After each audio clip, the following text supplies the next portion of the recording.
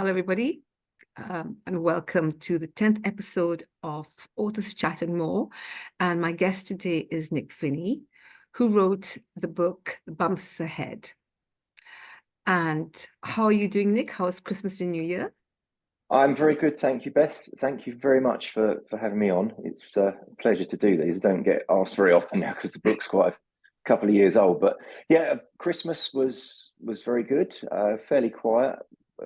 Was at home for Christmas itself, and then went to Yorkshire for New Year, which was very nice. Did you have a big celebration? Yeah, Christmas Day, all the family sort of came round and we went out for lunch. Saves on the washing up and the stress of all that.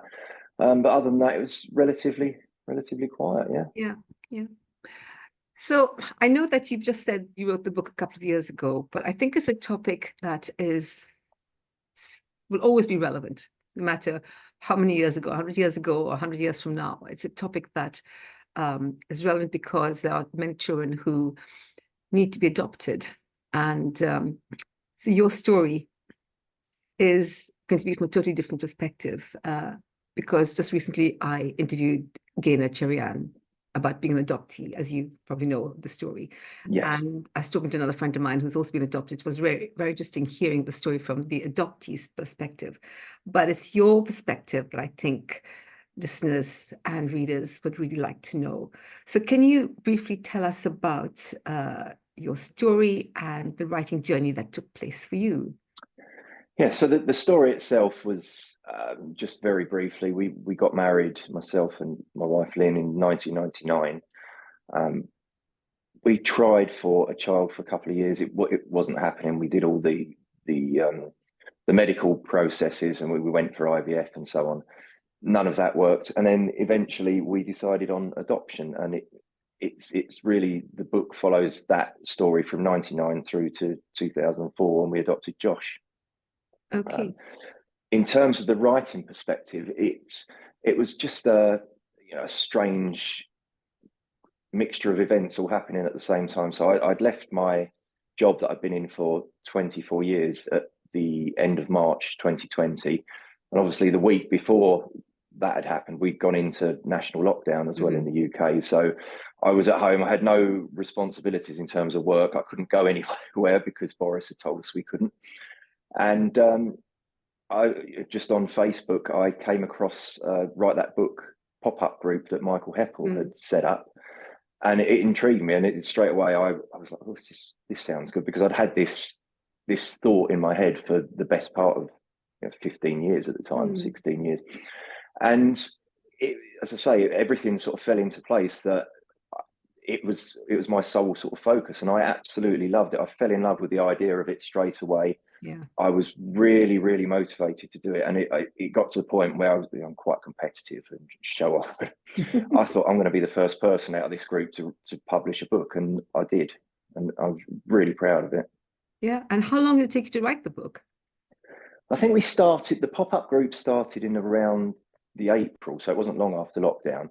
And I think there was an online group that ran sort of May, June, but I think I started really writing in May, and I'd finished it by middle towards end of July, and I got it typeset and everything very badly, I may add, by myself.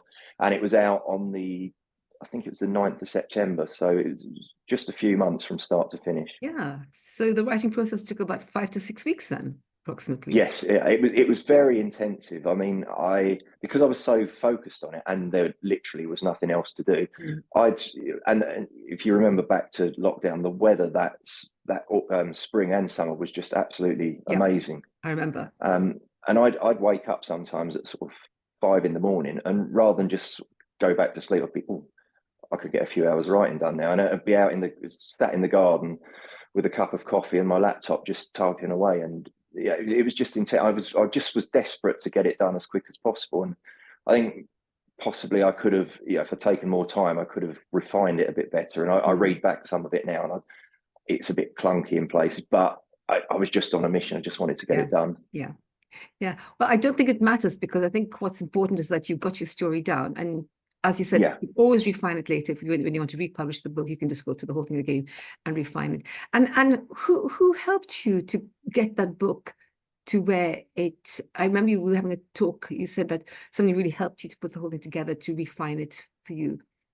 Yeah, so obviously the Write That Book group was run by Michael, who gave me a sort of enormous help. Sorry, to get a bit. That's okay. Just yeah, it was just. I think his support was massive. Yeah. And I was really lucky to get put into an accountability group, which was absolutely fantastic. There were 6 of us, and we all, I think in some of the groups, there were people that wanted to write books, but then when it came down to it, it was like, it's a bit like hard work. But our group was absolutely fantastic, and everyone has got a book out now. And it was, I think Michael sort of sorted us out into groups of genres, but we had a couple of children's books. We had a pirate story. Yeah, I remember.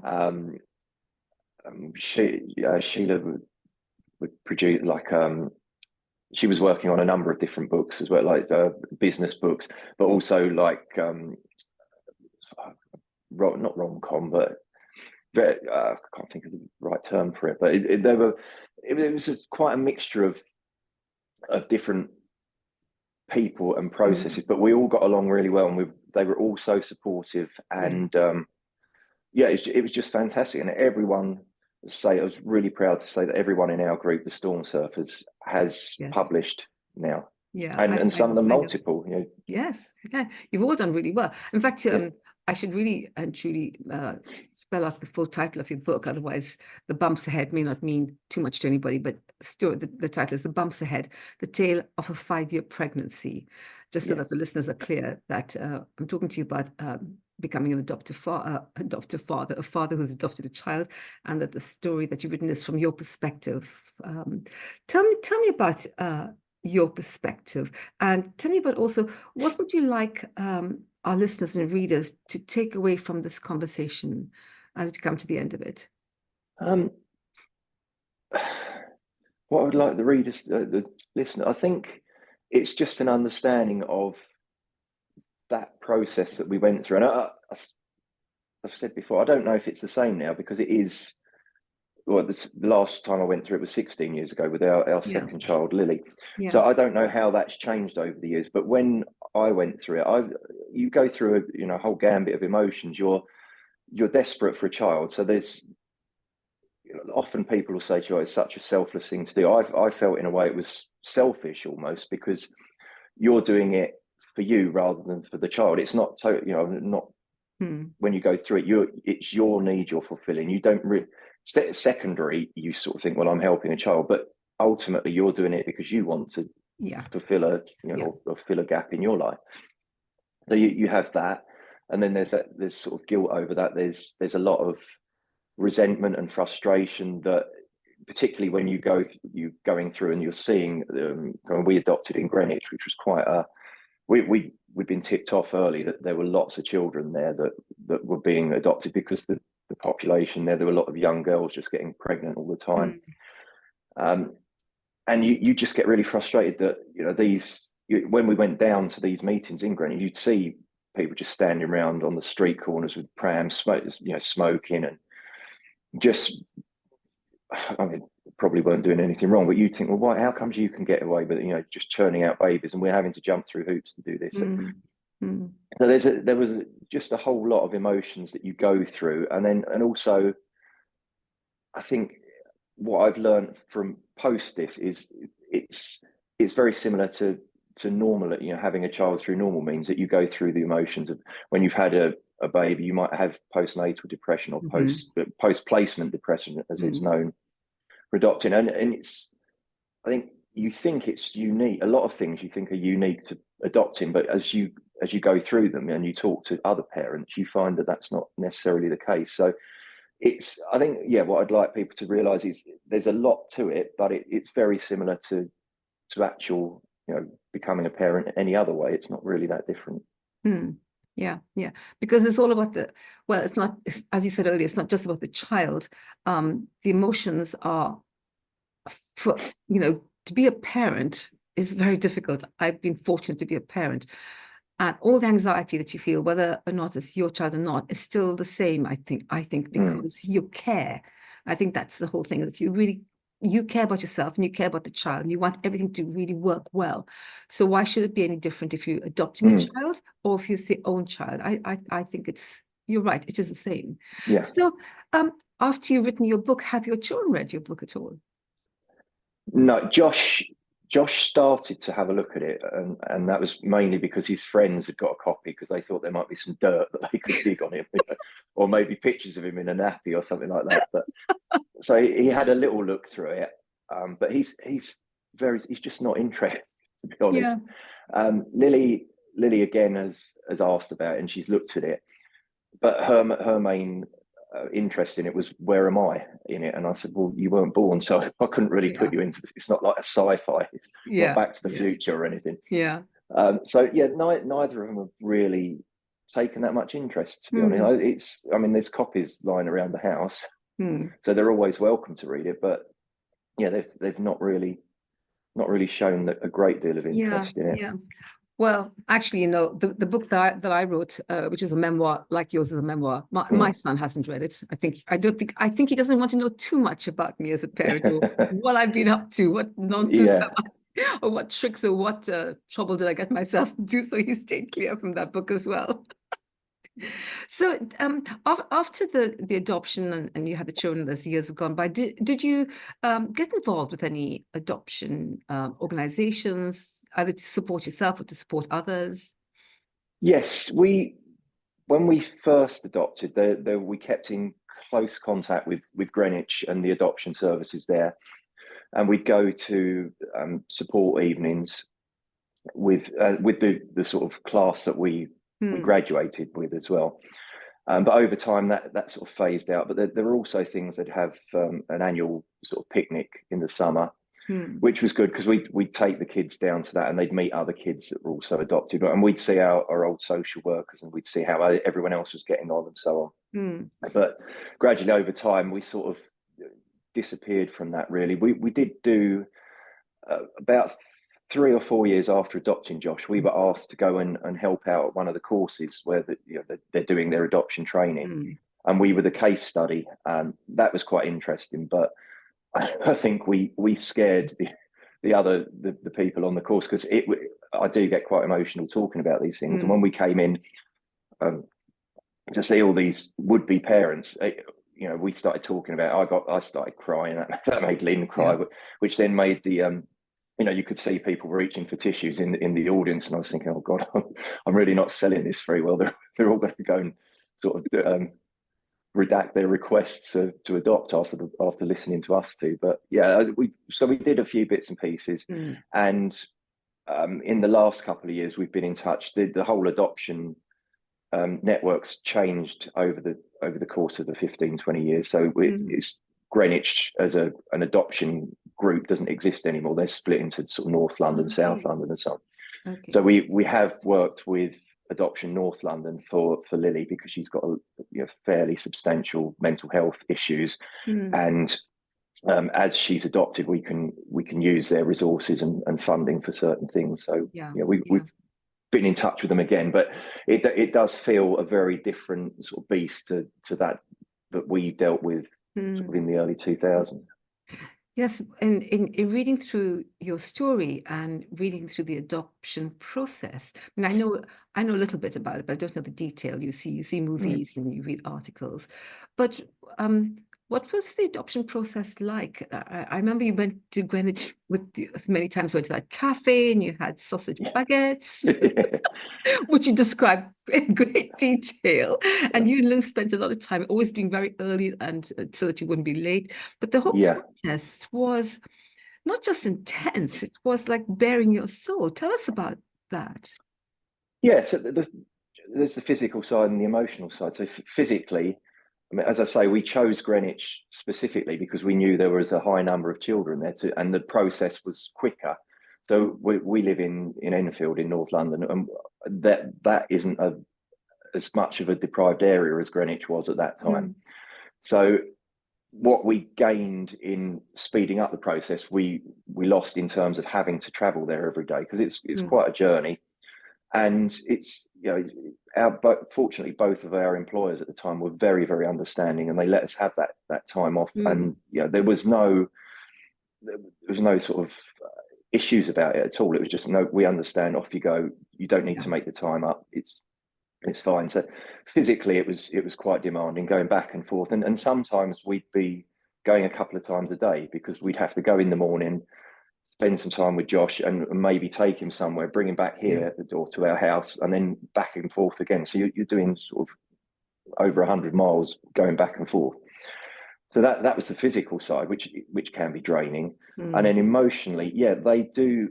You have to, they want to know the ins and outs of everything, and that's where a lot of that frustration that I spoke of earlier came, and resentment. Excuse me, of that these young girls could just churn out babies, and they weren't good parents. And yet we wanted to be good parents, but we couldn't physically do it. And it was like, I don't understand why you're making us go through all this. But I mean, you've seen in recent years where social services haven't unturned every stone, and something's gone wrong, that they get themselves into very serious trouble, and very bad things happen. So you can understand it subsequently, but when you're going through it, you just feel like, oh God, it's they wanted to know everything. It started off with your family tree, and understanding your origins and so on, and then they interviewed our family and friends, and asked what sort of people we were, and then some of it is quite intimate, the questions that they're asking you, and if you clam up and refuse to answer, or you're not giving them the information, you just won't go through the process. So and I think that, I hope that comes out in the book, that I just laid everything out there, because I've been through it all already. There's nothing left to hide, kind of thing. So. Yeah. I mean, that adoption process, there's a part that you mentioned, which I thought was, I can't even think of the right word for it, but it's not just about you, it's about the child. And the way you described it was, I remember catching the breath in my throat when I heard, it was on page 69, that you described one of the, let's say, exercises that you had to go through on this particular course. Do you want to tell us about that? Yes, so it was. I think the course was 3 or 4 days. I can't remember, but I think on the second day, the guy that was running the course asked us to bring something in that meant something to us sentimentally or emotionally, and I brought a watch in that my nan had bought me, and I mean, it doesn't even work anymore. But everyone had something of value to them, and he came around all of us. He took all these things, he put them into a small bin bag, and he did all that, and then he just opened the window and threw them all out the window, and everyone was like, what? And we were all kind of shocked, and he sat there and said, that's what it's like to be adopted. Everything you love and cherish is just out the window, it's gone. How do you feel about that? And it really hit home, because it was so literal, and physically you saw something that you valued just being chucked out the window. And his point was, like, when you adopt this child that you're adopting, you can't just do that to them. You can't just say, right, you're coming with me now. You might be called Peter, I'm going to call you Paul, because I prefer that name. And he was basically saying to us, these children have got nothing apart from you. Don't you start treating them like an object, because that you're the owner of now. You have to remember that even little things like their name, that's one of the few things that they carry with them from their birth family through to their adopted family. You can't just take things like that off them, no matter how silly you think that is, or whether you don't like the name and what have you. It's theirs, it's not yours to take. Yeah, because of course, not all children are babies when they're adopted. They could be 2, 3, 4, 5, 6 even. Yes. So I think it's probably even harder when the child is more aware. And yes, I'm going to call you something else now. And you're right. You're stripping them of everything that they know, and it's traumatic for them. So we have to be very mindful of them. all the way through the process. Yeah, Mm, that was probably a lesson that I should remember as well about relationships as well. It's very, very important. Yeah, yeah. mm. So in the whole process of adoption, what would you say was the most challenging for you, and for you, and then in fact just for you? Um, the most challenging bit was actually getting Josh. I think because we'd gone through this period of, I think it was about 10 days to 2 weeks, where we were going in and we were taking him out for a couple of hours every day, and everything seemed fine. But every night he was going back to Mm, Irene mm, and his family, and that's what he thought was his family. And yeah, it was that first night we brought him home to sleep, and it just it was like a bomb had gone off in our house. You know, we weren't ready for it. I think that is one of the few differences with natural birth, that when the baby is, you know, days old, they're just going to sleep a lot of the time. yeah. Whereas this was a 10-month-old little boy who didn't know where he was. Mm, He'd lost everything, and we were just expecting to put him into a little box room in our yeah, yeah, in our house and expecting to go to sleep, and you know he didn't want that, and it was shell shock. It really was, because we ended up we had to get the travel cot out. We put it down in the living room because that's where you would sleep, and mm, we were taking it in turns to like sleep on the floor next to him. And yeah. it's funny. I should mention this now, that a friend of mine's just got a puppy, Mm, and they're going through exactly the same thing. And as he was explaining it to me, I was saying, this is just like when we got Josh. They're sleeping downstairs with the puppy because yeah, as yeah, soon as they leave him at night, he starts crying. yeah, yeah. Wow. That I remember that whole part of eventually you were able to take him upstairs and put him in a cot. It took quite a while. It's a lot of processes that we all have to process. As I'm listening to you Mm, talking, I'm processing a lot of stuff myself. You mentioned a little bit earlier about mental health, children with mental health. I remember, if you don't mind me asking you this question, mm, one of the doctors mentioned to you before you adopted Josh that there could be possibilities of mental health because of the mothers and the type of yes. mothers that they were. So what is your feeling around this? Because you've experienced this quite deep in your family. Yes. Yes. It's a very sort of delicate subject, I guess. And with Josh, we had the conversation with the doctor, and he said because of the history that they had, for the birth family's history, and they knew the mother, and she had possibility borderline split personalities and so on, and that could have fed through biologically to Josh. So, but Mm. we took the risk with that, and I think I say in the book, it's like just give us the bloody baby and let's get Yes. on with it, and we did that, and to a certain degree we got away with it with Joshua. He was diagnosed with Asperger's when he was around 5 or 6 years old. And we went through a period where we had a few issues with schooling and so on, but he adapted to that. The schools were very good, and Mm. by the time he went to secondary school, it wasn't noticeable anymore. And he went through all of his GCSEs, A levels, and he's at university now. Wow, So that's congratulations. fantastic. Wonderful. So I think we had the same thing when we adopted Lily a few years later, and again we were like, well, it's just give us the baby, and this time it hasn't been as successful, and she has inherited a lot of mental health issues from her Mm. birth family, Mm. and it's been really really difficult with that. And with hindsight, you think we should have listened more and understood more, but it was, I think, in both situations you'd already seen the child at this point, and Yeah, you've got a photo of them, you're just in love with them, and you're just like, no, I can't say no yeah, now. yeah. And in So fact, I don't know. Sorry, I no, don't know no, if carry on, that's carry on. changed now. I don't know how they. I suppose when we went through that process in 2003 and 2007, mental health wasn't as sort of at the forefront of people's minds as it is now. So maybe the conversations that adoptees have now, or adopters, are different to those that we had, and I would hope they are. And there's a lot more sort of taken on board about it, Yeah, because yeah, it's a huge issue, and it's a huge burden on your family when it doesn't go well, and you're then left with, to pick up the pieces, as it were. Yeah. I think when readers read your story, they'll get a deeper understanding, which we don't have enough time to discuss over here. But just talking about a photo, there was a lovely moment in your story that I brought a smile to my face when it really touched me deeply when you saw a photo of Josh for the first time, and you were so excited that you were going to be a dad. Yeah.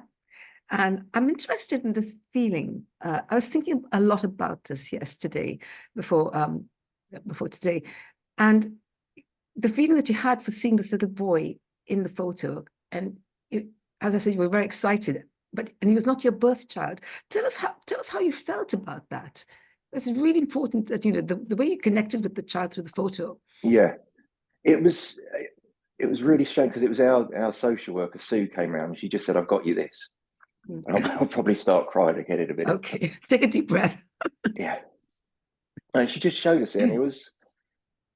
I suppose it's the nearest you get is to, if you're a natural parent, you see the scan for the first time, you see that heartbeat and your baby, on the monitor, and I suppose that's the closest you could probably associate it with, and it was a sort of really proud moment to know that he was there already and he was going to be our son. Yeah, I like that, our son. And he did look really cute. He had the little fat chops and. Does he still have the little chubby chops? No, that was his nickname when he first joined. I called him Chubby Chops all the time. Yeah. No, he's not now. He's skinny as anything, even though he eats like 25 chicken nuggets at a time. Yeah, it still just goes through him. Yeah. So what's been the most rewarding part of being a parent for you? I think you just get little flashes of stuff. Sometimes it feels like a real, struggle all the time. It's hardship, and I mean, particularly when the pair of them both in their rooms, both on separate PlayStations, screaming at other children in Mexico or wherever they are, and they don't clean their rooms, and they're smelly and they don't wash, but you get these glimpses. Josh going to university is like really proud moment because he's never asked us for sort of help and things with his homework and stuff. Like, he's just got on with it. He does everything himself. Yeah. His first football match or taking Lily to ballet lessons for the first time. Little things like that, or that, going to pictures of them on their first days at school. It's just little milestones, I suppose, make you think we did all right. We did a good job. Yeah. And this may seem like a crazy question to ask, but how when you think back to when you were like 28 years old and now, and again, it sounds like a really silly question, but in light of the fact that what you have been through, how has it changed your life? What do you think if you think of like one really important aspect of what you've been through, how did it change as a person, the way you think about life? Well, it's aged me, as you can see from the picture. Looks very good, Nick. I like the beard. I suppose it makes you more mindful of other people and their situations. So I have friends who are in their 40s that don't have children, and I would never ever ask them, why haven't you got children? Because I know now that maybe people have wanted to have them and it just hasn't happened for certain reasons, and they've not chosen to adopt. So I would never sort of ram that down people's throat or start questioning people. So I'm a lot more sensitive, I guess, to others and people who choose not to have children for whatever reason. I think that would be the main thing. Maybe I don't know, in terms of, I suppose I haven't been, say I'd be maybe a little bit more patient with other children as well. Now, I suppose I am better with other children, knowing the mental health issues that mine have gone through as well. But then I suppose society in general is more understanding and accommodating. Kids just used to be naughty kids in my, when I was at school. Now that it may be something that they can't control. And certainly when the kids were younger, we used to have issues, like we'd go on holiday and so on, and they'd just be playing up because they couldn't regulate themselves. Josh, when his Asperger's was at its height, you take him to an airport, and we actually had a T-shirt that said, I'm not naughty, I've got Asperger's on," and we used to make him wear it, the poor little bugger, just as an excuse to go, "Look, it's not our fault. We're actually all right parents. Yeah. You can't help it." Yeah. Yeah, I suppose they'd be the main things I'd take from it. Yeah. Yeah. I remember when my son was born, he was taken away from me straight away, and I didn't actually see him until the next morning. Mm, And when I woke up, I got out of bed and I went over to the nursery where he was just lying in a little kind of plastic cube little cot, and I stood looking at him, and I didn't actually have any feeling for him. And sometimes I felt very guilty that I didn't feel anything. yeah. I hadn't even bonded with him because I hadn't breastfed him straight away. And then suddenly I realized that his little sheet was all wet and he looked very wet. So I went over to the nurse and I said, "Could you please change his sheet? And, he's my baby. Treat him better than you are." And in that Mm, instant, I bonded. So there was something I wanted to ask you, because there was a wonderful moment in your story about how you bonded with Josh, because for a long time you wanted, "I'm his dad. Why aren't I bonding with him? What's going on for me?" And I'd like you to tell us what happened. And yeah. yes. So, as you say, it was a strange sort of experience having adopted him. You just expect, you mentioned, or you saw the picture, you think of, what a lovely baby he is. But when he arrived, he didn't like us. And after a few weeks of that, when you've deprived of sleep and so on, Mm. you're like, "Oh, I don't really like him either." Yeah. This isn't what I signed up for. I just thought we were going to get the baby and it's all going to be Yeah. rainbows and butterflies. And it certainly wasn't like that. And it took us both getting really ill. Yeah. So Josh came down with gastroenteritis, and this was a couple of days before we were due to go and actually confirm the adoption through the courts and Mm. sign all the paperwork. So he'd got quite ill, and for the previous couple of months before that, he wouldn't let us near him, he wouldn't let us pick him up. But he was so weak and so ill that he couldn't resist us anymore, and he needed help. So he was letting you pick him up, he was letting you do stuff. And so I got involved in doing that and trying to see if we could bond that way. And Mm. obviously I got too close to him, so I ended up getting ill as well. And Yeah. it got Yeah. to the point, which was, I think it was the day before or 2 days before the adoption was going to be signed off. And the both of us were just so ill. We were just on the sofa all day, and he just snuggled into me because Mm. he couldn't do anything Yeah. else. He couldn't go Yeah. anywhere. He couldn't escape me. And that's the first time I felt like I was an actual dad. Yeah. Yeah. Yes. I remember reading that you just laid together on the sofa side by side watching TV. Yeah, Think you what? Were yeah, you any chance watching Tottenham Hotspur play? yes, yeah. And unfortunately for Josh, he's an avid Spurs fan now as well, and he often says to me, like, "Why did you make me support them?" Because it's not much fun most of the time. I remember them because I used to support Arsenal, and I remember going to Oh, I went to one of the Tottenham Hotspur matches where Arsenal beat them. I don't know, somewhere in the 2000s. And after the match, as we're coming down through Wembley, that long walkway through the oh tunnel yes, yeah. almost, and they were so hostile.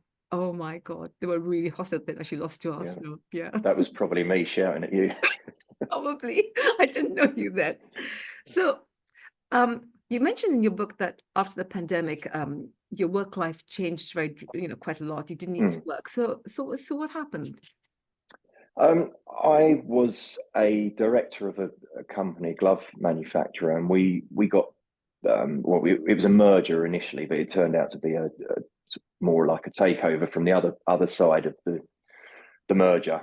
And so that happened in 2016, and by 2020, it was very clear that it was going to be the other company's way or the highway, and I just sort of stuck it out for that period of time. The business originally was in Enfield, where I live, and it was relocated to Lincolnshire. So I Hmm. spent a couple of years where I was going up there and spending 3 or 4 nights a week living in Lincolnshire in a hotel. I became almost like Alan Partridge, if Yeah, yeah, you've ever seen him. I yeah. had my own room that they put me in. Almost to the extent that I've brought my own plate down for dinner, that kind of thing. But it got to a point where the managing director said to me, like, what does it need to get you to go kind of thing. So Yeah. Fortunately, I'd had shares for quite a long time, so I was able to get out of the business that way, and it's given me time to sort of change what I do now. So although I don't work, I'm now Lily's carer is my sort of official title, and I deal with her on a day-to-day basis. It can be quite disheartening at times. You know, I've gone from managing a supply chain where we were spending sort of £100 million a year to picking up dirty pants off the floor and clearing crisp packets out of her bed and that kind of thing. But it's now we're starting to see some improvement in her mental health. You do get satisfaction from it. So. And what about the future? We talked a little bit about it. Will there be another book coming from you? There is one in the pipeline. It's a slow burner, though. It's the complete opposite of the bumps ahead, because I did that in weeks, basically. I've been working on something that's based on Lily's life. Working title at the moment is She's Adopted, and the subtitles are, I think it's a one sentence for 1,000 apologies, because that's what it feels like all the time. You're always telling people she's adopted. It's not my fault. And I started writing that at Easter 22, so I'm getting on for 2 years now. I'm up to 70,000 words, and it's like a diary. I was basically just keeping a diary, because there was so much going on. It's sort of constantly there's been issues with drugs and weapons and sexual assaults, inappropriate images, you name it, she's been involved in it.